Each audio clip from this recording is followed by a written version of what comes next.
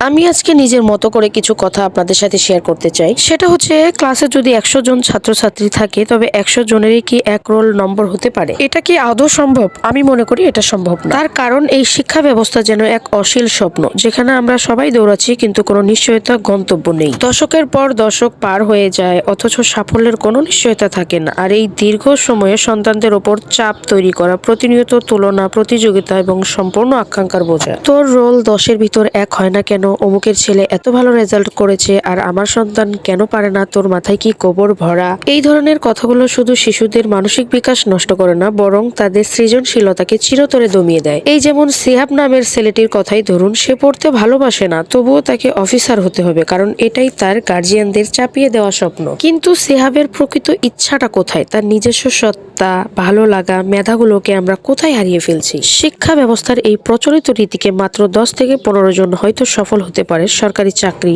যা এত মানুষের কল্পনায় সফলতার মানদণ্ড হয়ে দাঁড়িয়েছে, সেটি কত জনেরই বা প্রাপ্তি হয়? বাকি 85 থেকে 90 জনের ভবিষ্যৎ, তাদের জন্য কি কোনো জায়গা আছে এই সিস্টেমে? আমি মনে করি না, নেই। তাই সন্তানদের উপর আপনাদের স্বপ্নের বোঝা চাপিয়ে না দিয়ে তাদের স্বাধীনতাভাবে গড়ে উঠতে দিন। তাদের মেধা, সৃষ্টিশীলতা এবং প্রকৃত ইচ্ছাগুলোকে স্বীকৃতি দিন। এমন ভাবে তৈরি করুন যেন তারা 18 বছরের স্বাবলম্বী হয়ে উঠতে পারে। তারা যেন সৎ পথে অর্থ উপার্জনের পথ খুঁজে নিতে পারে। কিছুটা হলেও যেন পড়াশোনার পাশাপাশি অর্থ উপার্জনও করতে পারে। তবে সেটাই হবে প্রকৃত সাফল্য। আমাদের দেশে অনেক সময় কাজের মর্যাদাকে ছোট করে দেখা হয়। বলা হয়, পড়াশোনা করে এই কাজ করবি, কিংবা স্টুডেন্ট হয়ে কাজ করছিস, যেন কাজ করা কোনো লজ্জার বিষয়। অথচ বহির্বিশ্ব, বিশেষ করে আমেরিকায়, প্রতিটি কাজকে সম্মানের চোখে দেখা হয়। সেখানে কাজের ধরন নয়, বরং কাজের প্রতি মানুষের সততা ও নিষ্ঠাই গুরুত্বপূর্ণ। আমার খুব ইচ্ছা আমেরিকার এই শিক্ষা ব্যবস্থা গ্রহণ করে নিজেকে নতুন ভাবে গড়ে তোলা, যেখানে মানুষের মর্যাদা, শিক্ষার প্রকৃত স্বাদ উপভোগ করতে পারবো বলে আমার বিশ্বাস। মনে রাখবেন, মেধা সবারই আছে, কিন্তু তার প্রকাশ ভিন্ন ভিন্ন পথে হয়। প্রত্যেক শিশুর মধ্যে আলাদা প্রতিভা লুকিয়ে আছে, যা হয়তো আমাদের